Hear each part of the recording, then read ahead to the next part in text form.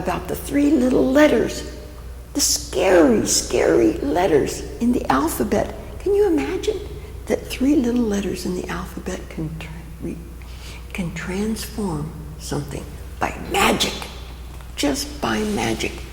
And I'm not going to tell you what the three letters are, but maybe you can guess. All right, here is a scenario. We all know that social is good. Social is the family, the community, the people that you regard, that you associate with, even social security. Social is a good. Agreed upon? You agree. Okay? Social is good. We'll just let that be. Then there is another word. It's also a good, and it is capital, the investment of money. Money, money. The investment of money to do good things in order to have schools and hospitals, build bridges, build highways. All the good things that have happened in our country have been, especially during Roosevelt's era, when he created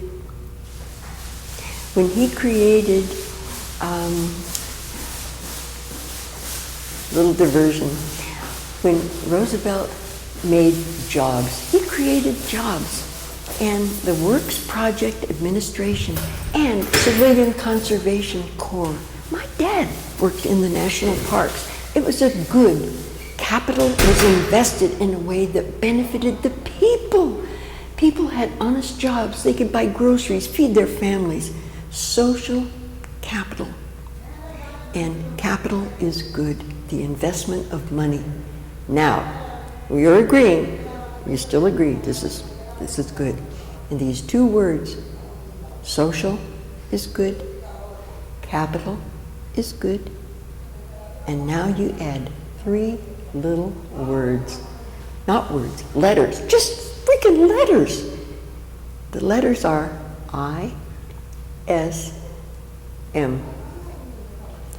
You add that to social, and oh my God, you get socialism. Socialism. Oh, I'm blown. I'm sorry, it was so loud. Socialism, this is scary. Oh my God, this is totalitarianism. This is fascism. This is government control of everything. Oh, socialism can never do, except if you understand what it is.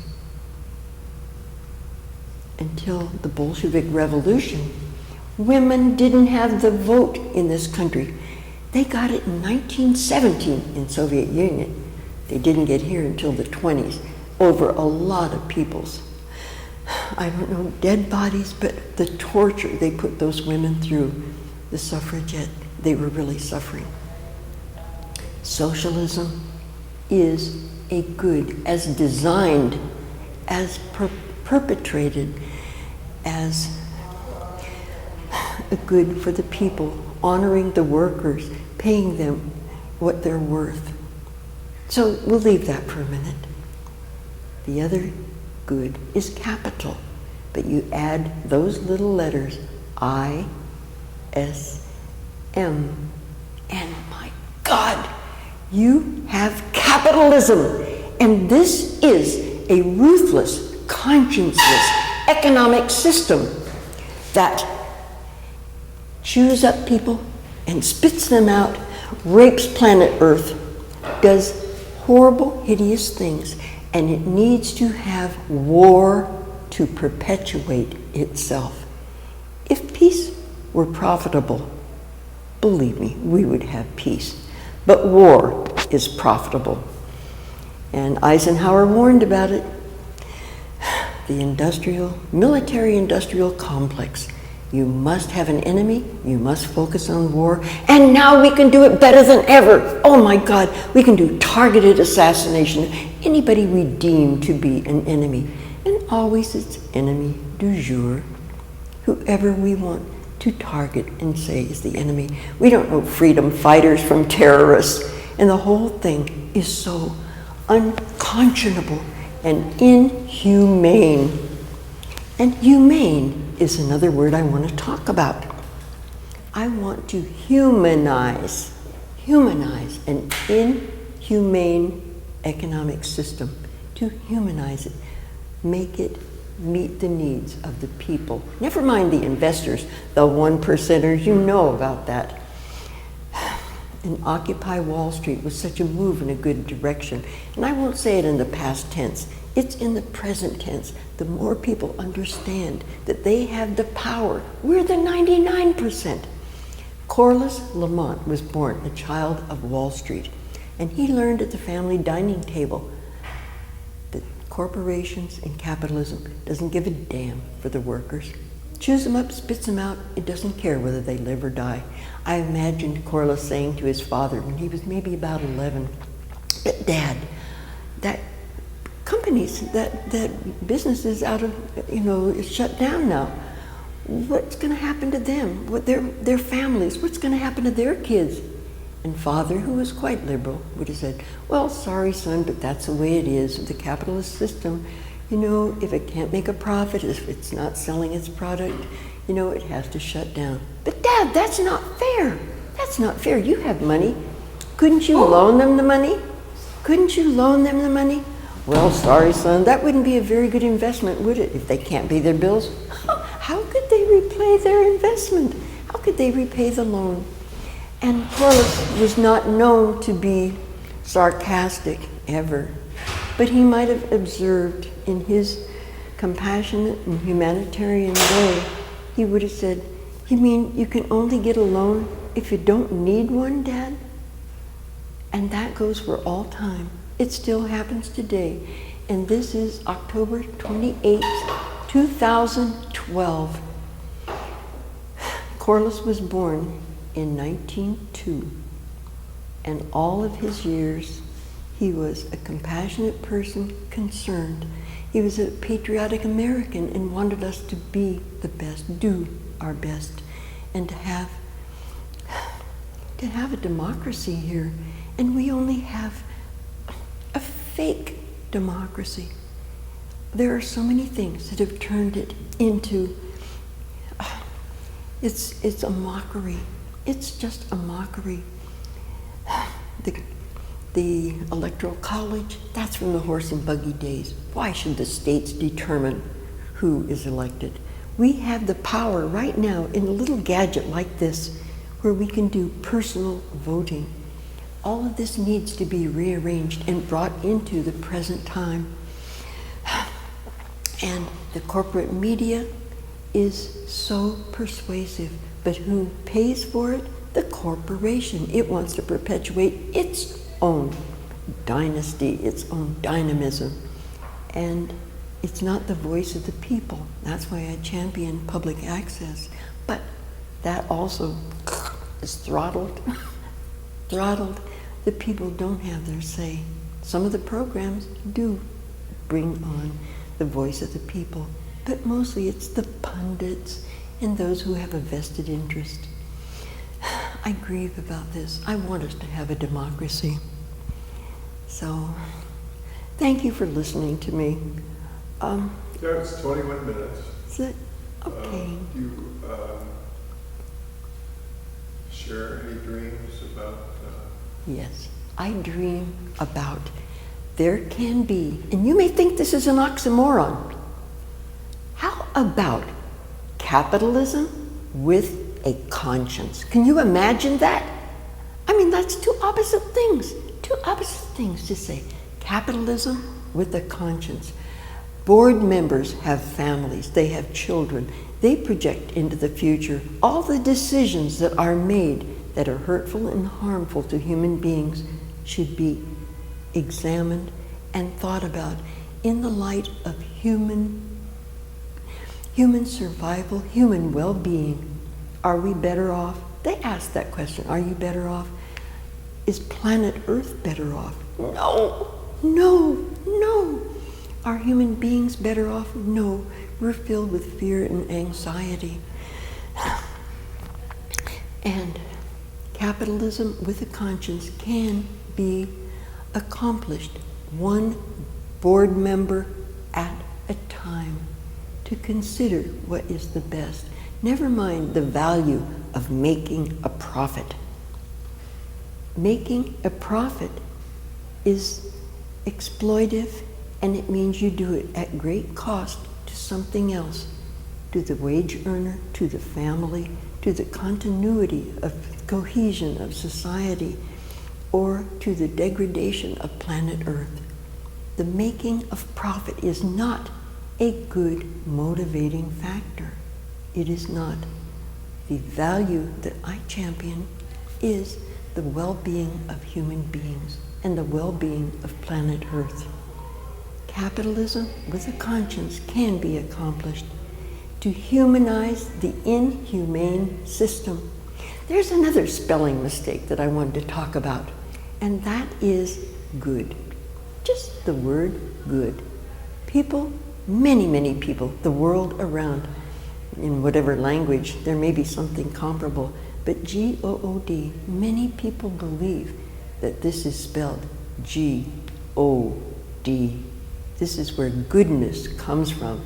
And if you aren't plugged into some celestial real estate, if you aren't part of a religious perspective, and what's with this gratuitous, God bless America, God bless you all, God bless, what? We're killers. We are killers. And when they talked about bin Laden, both candidates, both candidates said, we will find and kill bin Laden. And what kind of justice, what kind of ethical behavior is that? I didn't hear one of them saying, we will find and bring the perpetrators to a court of law to be tried and exposed. No, they didn't say that. They said kill. And this is in the name of which God? What the hell? This is the stupidest thing I've ever heard. Is it the Jewish God? Is it the Muslim God? The Christian God? What is it? That is the stupidest thing I've ever heard, to kill in the name of God. God bless you. What hypocrisy. Just pure hypocrisy. So, sorry for getting all riled up, but I am so passionate about this. I am a humanist. A humanist. This means the whole human family. All of the human family. There are no good guys, bad guys. It's not divided that way. Just for having been born on this earth, you are human, and you are deserving of respect. You are deserving of protection. Never targeted assassination, never collateral damage. You are a perfect human being deserving of respect. And this is my message. This is what humanism is about.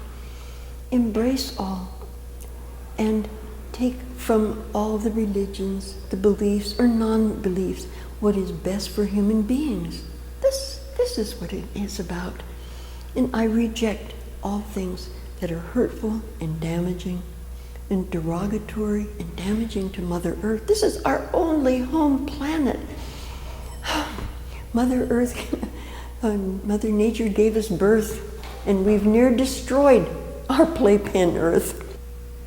Hello, I'd like to invite you to come to a website and look at a blog and an introduction to part 2 of Lefties Are in Their Right Minds. I've always known that lefties were in their right minds, and left is where the heart is. Hugo Chavez reminded us of that when he was speaking at the United Nations.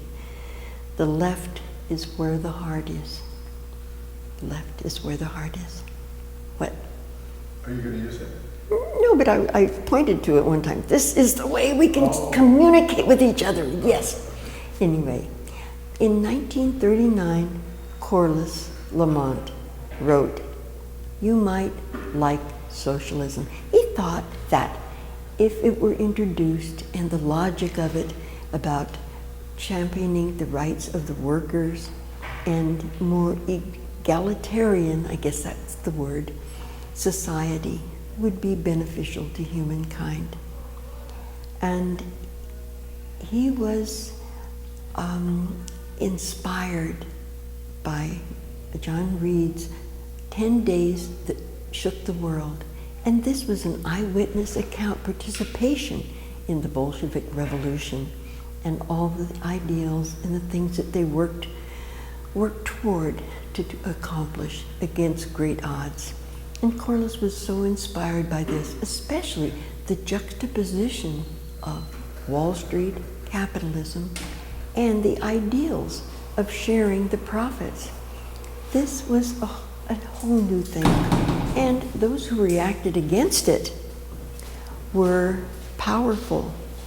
And so all of those years that the Soviet Union was becoming itself and trying to do its good works, the reaction was fomenting over here. I'm sure that corporate boards would say, what, we should share more of the profit with the workers? Huh, workers be damned. You know, this kind of thing. And I'm sure that organized religion was freaked out as well, because the Bolsheviks were over there, what do you call it? I forgot the word for it, destroying the church. And Joe, do you know that word? I can't think of that word. But they called it the blood-sucking church. That was the blood-sucking church that offered celestial real estate, but no help for the hungry people. And so there was a lot of resentment because it sided with the Tsar and the power structure to keep the people in control. And, you know, there's an amazing correlation, and I think it's a funny play on words. The corporate world and capitalism worships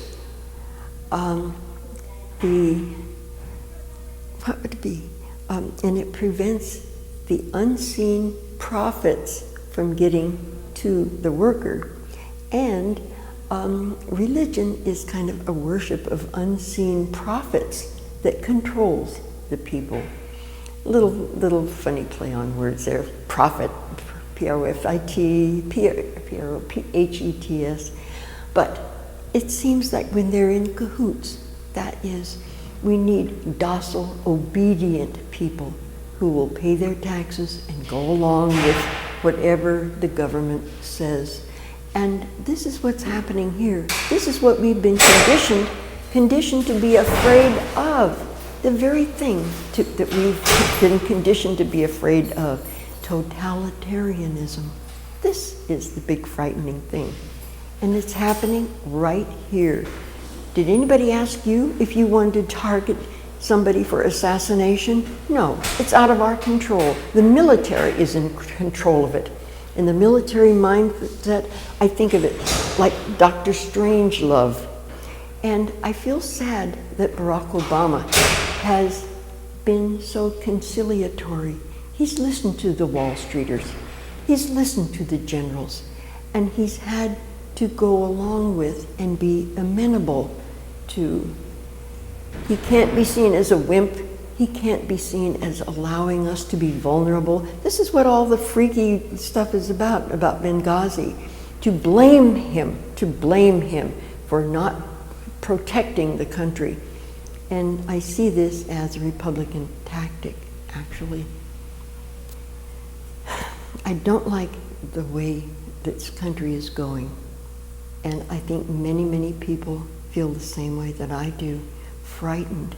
We've been conditioned to fear totalitarianism. We've been conditioned to fear fascism.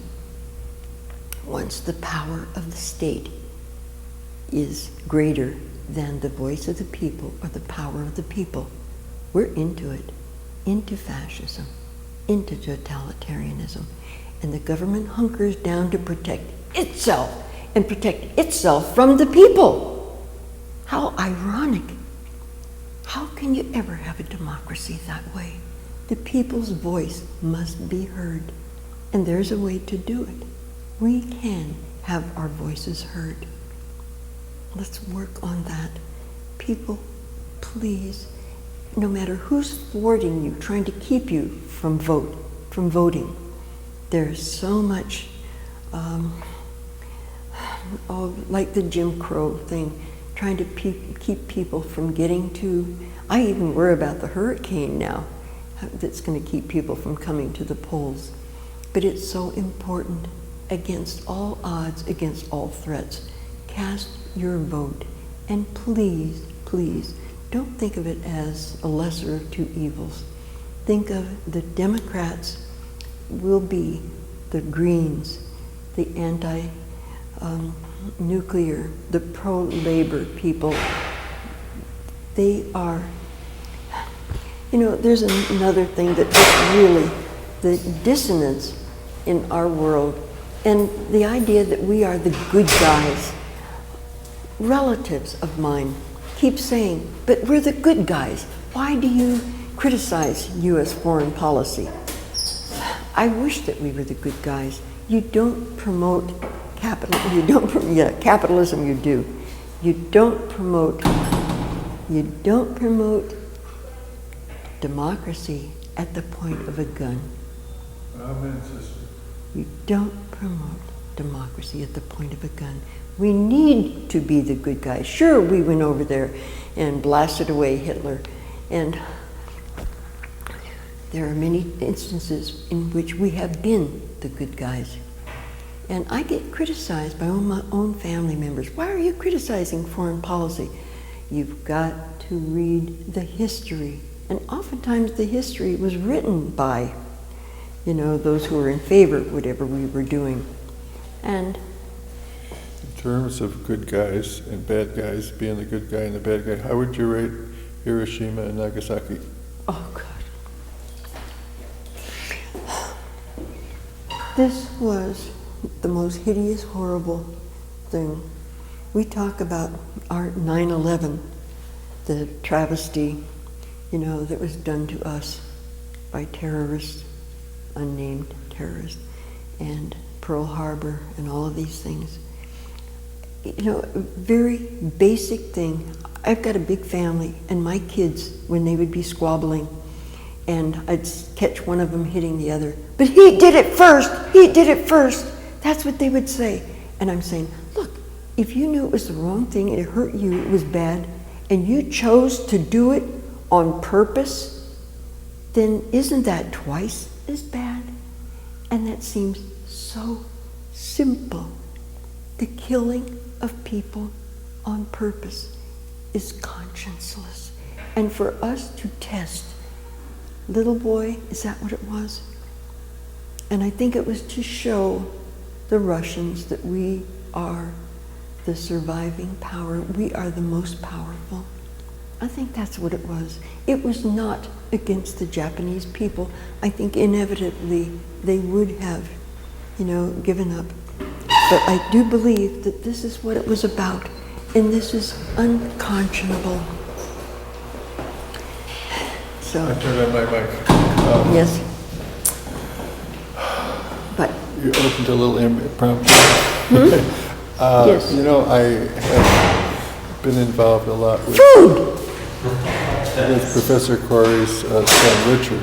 And Richard loves to talk about the subject of why we dropped those bombs in a contest with Russia. Oh, of course. And the story he tells is that the war was already over, and there's conversations between President Roosevelt and his chief advisors, and they're saying, if you can stall the war a little bit longer, we haven't got the bomb ready, so don't make peace yet. We want to show off. Jesus Christ. Oh, I'm not going to say it though, honey. That's okay. That's his thing.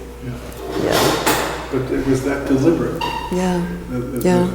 And foreign policy comes down to facing that we are.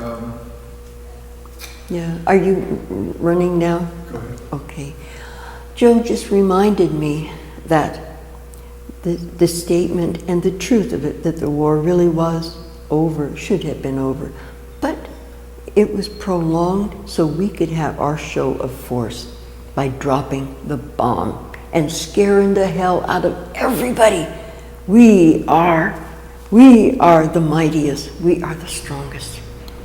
You know, there's a little vignette that played last year, the Gulf oil disaster. And I got a call from Arizona, and it went like this. Oh, ha, ha, ha, ha. Obama really got caught with his pants down, didn't he? And I'm saying, what? What on earth? What are you talking about? Well, that Gulf oil spill, that's a disgrace. That's awful. Nothing like that should have been allowed to happen. And I'm saying, oh, I'm just so glad, here I'm on the phone, I'm just so glad to hear you saying that you're for more government regulation to protect the environment, to protect the people. Hell no, I want the goddamn government off my back. My taxes are too high. And I'm saying, did you hear what you just said? You said two exactly opposite things. Oh, whatever. And that is exemplary of the schizophrenia in this country. The schizophrenia. Just think of that. My taxes are too high. I want all those government programs to be shut down. And the government programs are the necessaries. The fire department, the schools. We need all of these humanitarian programs. I've even heard people say, you know, cut out all those goddamn government programs, but don't you touch my Social Security. That's the ultimate irony. Vote, please. I beg of you, vote. Or we're going to get one of those, oh my God, Republicans. Oh, please vote. Vote for Obama. Over and out.